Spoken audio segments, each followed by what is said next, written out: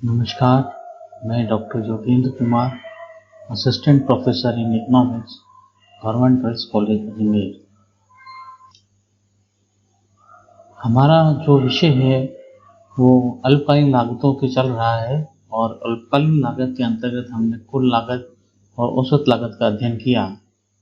आज हम सीमांत लागत से शुरुआत करेंगे कि सीमांत लागत क्या होती है। किसी वस्तु की एकत्रित इकाई का उत्पादन करने से कुल लागत में जो अंतर आता है, यानी किसी वस्तु की एक अतिरिक्त इकाई का उत्पादन करने से कुल लागत में जो अंतर आता है उसे सीमांत लागत कहते हैं। हम जो भी वस्तु बना रहे हैं और जैसे हमने एक अतिरिक्त वस्तु बनाई, जैसे हमने 10 वस्तु बना दी, जैसे हम छठी वस्तु बनाते हैं तो उसको बनाने के लिए जो लागत में परिवर्तन आएगा उसे सीमांत लागत कहा जाता है। इसे निम्नलिखित सूत्र द्वारा भी स्पष्ट किया जा सकता है। मान लीजिए 5 वस्तुओं की कुल लागत 135 रुपये आती है। 5 वस्तु बना रहे हैं, उसकी लागत 135 रुपये आती है तथा फिर 6 वस्तुओं की कुल लागत 180 रुपये। अतः छठी वस्तु की जो सीमांत लागत होगी वो इस प्रकार निकाली जा सकती है। सीमांत लागत जो है वो 180 माइनस 135, यानी जो छठी इकाई बनी तो हमारी लागत हो गई 180, जबकि पहले 5 इकाइयां बनी थी तो हमारी लागत थी 135 रुपये। तो जो छठी इकाई बनाने की लागत आई वो आई 45 रुपये, 180 माइनस 135। इस प्रकार छठी इकाई की सीमांत लागत 35 रुपये होती है। नेक्स्ट इसमें आगे चलते हैं। मैकडॉनल्ड के अनुसार सीमांत लागत की परिभाषा उस वस्तु की एक अधिक इकाई का उत्पादन करने की अतिरिक्त लागत के रूप में की जा सकती है।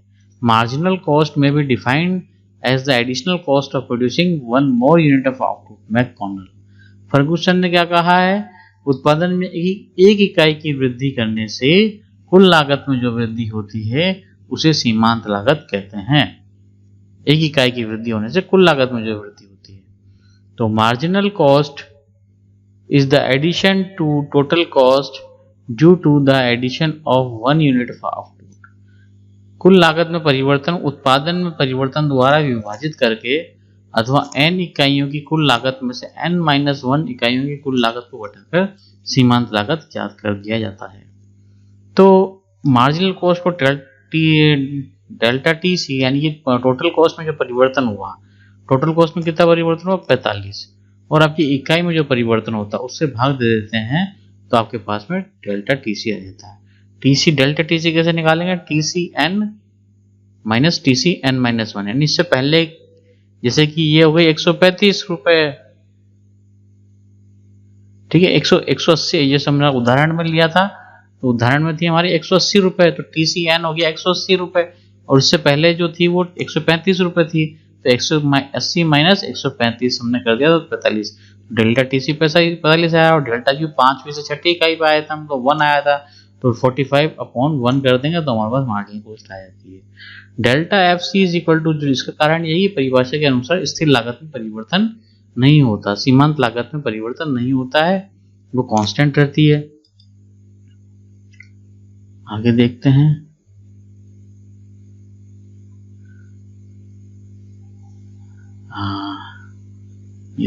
ये ध्यान रखना चाहिए कि चूंकि स्थिर लागत FC यानी फिक्स कॉस्ट में उत्पादन में होने वाले परिवर्तन नहीं होता, इसलिए delta FC upon delta Q हमेशा 0 के बराबर होता है, इसलिए फर्म की सीमांत लागत पर उसकी स्थिर लागत का प्रभाव नहीं पड़ता। सीमांत लागत पर कुल परिवर्तनशील लागत का प्रभाव पड़ता है। इसका अनुमान कुल परिवर्तनशील लागत में होने वाले परिवर्तन डेल्टा VC को उत्पादन की मात्रा में होने वाले परिवर्तन डेल्टा Q से भाग देकर निकाला जाता है।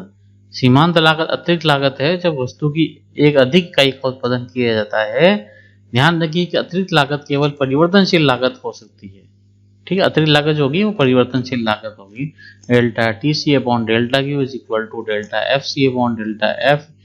टीसी क्या होता है, फिक्स कॉस्ट और वेरिएबल कॉस्ट का जोड़ होता है, इसलिए इनको प्लस कर दिया।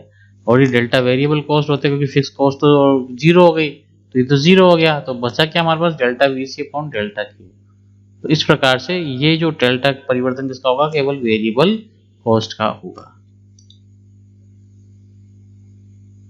आगे टेबल के माध्यम से हम इसको देखते हैं। तो देखिए आप उत्पादन की इकाइयाँ 1 2 3 4 5 6 7 8, ठीक है। और फिर कुल लागत जो हमारी 20 28 34 38 42 48 56 72, यानी कि ये बढ़ती क्रम में आ रही है हमारी कुल लागत। जैसे जैसे हम उत्पादन कर रहे हैं वैसे वैसे कुल लागत बढ़ती चली जा रही है, क्योंकि वेरिएबल कॉस्ट तो बढ़ती चली जाएगी, ठीक है।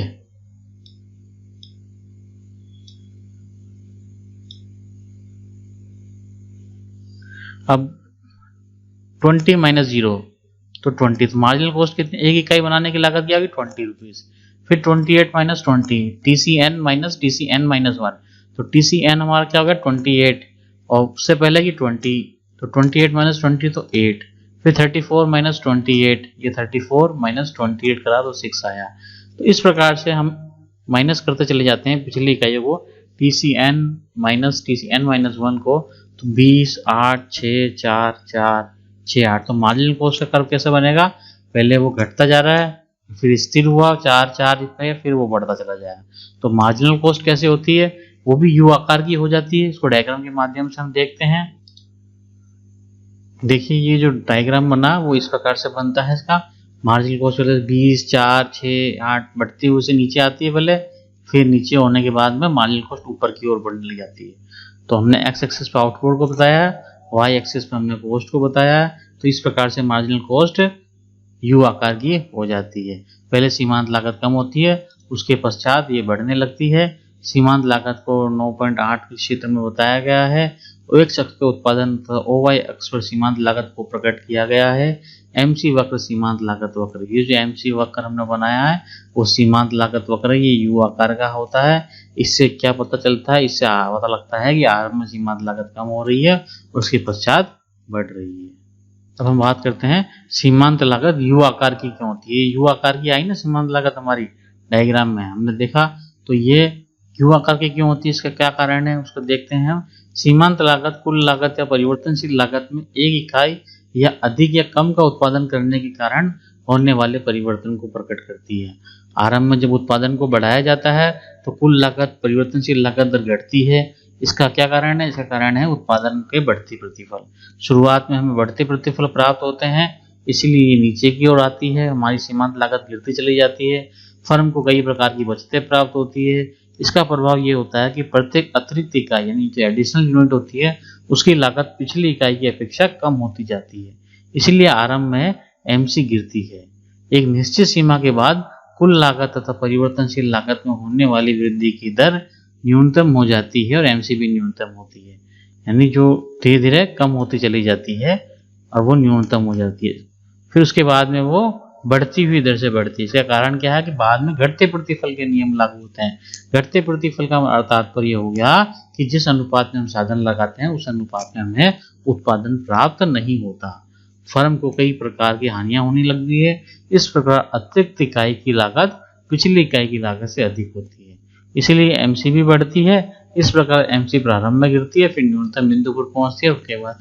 यानी ये जो U आकार का हमने देखा था मार्जिनल कॉस्ट का कारण क्या है कि शुरुआत में बढ़ते प्रतिफल मिलते हैं। बढ़ते प्रतिफल से तात्पर्य ये होता है कि हम जिस अनुपात में साधन लगाते हैं उससे अधिक अनुपात में हमें उत्पादन प्राप्त होता है। तो हमारी जो लागत होती है पहली इकाई से दूसरी पिछली इकाई की और फिर उसके बाद वाली इकाइयों की, तो लागत कम होती चली जाती है। और वो कम होते होते फिर एक समय से आता है जब संसाधनों का पूर्ण उपयोग हो जाता है। उसके बाद फिर हम उत्पादन करते रहते हैं तो मार्जिनल कॉस्ट बढ़ने लगती है, क्योंकि अब हमें घटते प्रतिफल प्राप्त हो रहे हैं। तो इस कारण से हमारा सीमांत लागत वक्र यू आकार का होता है। ये एक टेबल है, इस टेबल के माध्यम से हम औसत लागत और सीमांत लागत के मध्य संबंध के बारे में बात करेंगे। इसमें हमने लगभग सभी कॉस्ट को ले लिया है, TC, FC, VC यानी फिक्स कॉस्ट और वेरिएबल कॉस्ट। फिक्स कॉस्ट और वेरिएबल कॉस्ट का जोड़ होता है टोटल कॉस्ट। फिर आते हैं AFC और AVC। AFC और AVC का जोड़ हो गया AC, ठीक है, एवरेज कॉस्ट हो गया और मार्जिनल कॉस्ट हो गया। ये तीन प्रकार की लागतें हमने बात करी अल्पकालीन लागतों की, टोटल कॉस्ट, एवरेज कॉस्ट और मार्जिनल कॉस्ट। अब ये तो इनके पार्ट हो गए, FC, AFC, AC का पार्ट हो गया और TC का पार्ट हो गया FC, VC। तो आपको पता है कि फिक्स कॉस्ट हमारी स्थिर रहती है, टोटल कॉस्ट जैसे जैसे उत्पादन बढ़ता है वैसे वैसे बढ़ती चली जाती है। वेरिएबल कॉस्ट उत्पादन के साथ साथ बढ़ती है, ठीक है। जैसे और एएफसी जो होती है वो धीरे धीरे कम होती चली जाती है, क्योंकि फिक्स कॉस्ट हमारी स्थिर होती है। तो फिक्स कॉस्ट में क्वांटिटी का भाग दे दोगे तो आपके पास एवरेज फिक्स कॉस्ट आ जाती है प्रति इकाई लागत।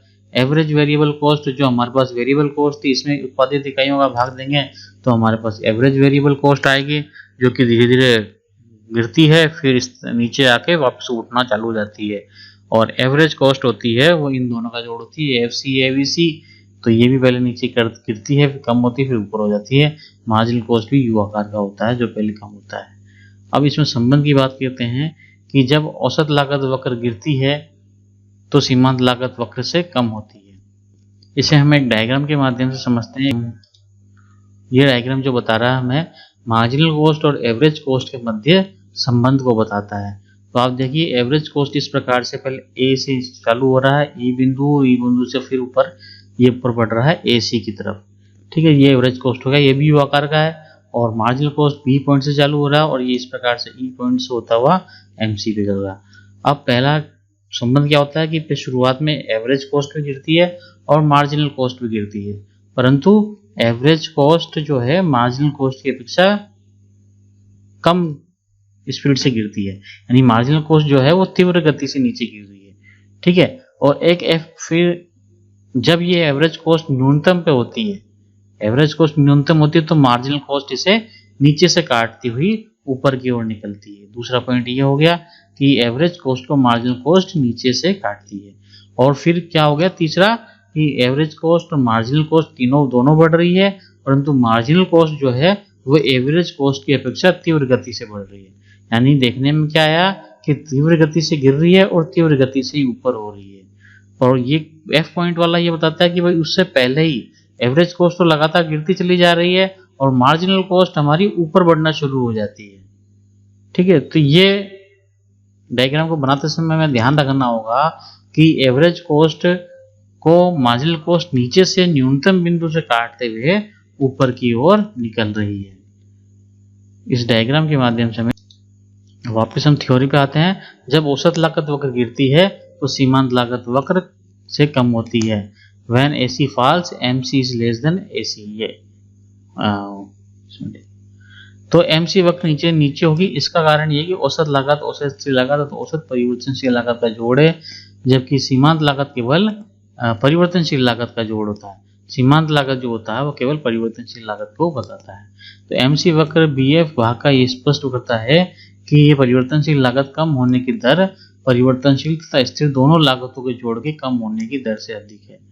तो ये जो चित्र बनाया गया है, इस चित्र में देखिए आप कि इस बिंदु F के पश्चात, ये जो बिंदु आया था हमारा F के पश्चात अतिरिक्त परिवर्तनशील लागत सीमांत लागत बढ़नी आरंभ हो जाती है, ठीक है, क्योंकि यहाँ तो स्थिर लागत भी शामिल है और जबकि MC में केवल परिवर्तनशील लागत होती है।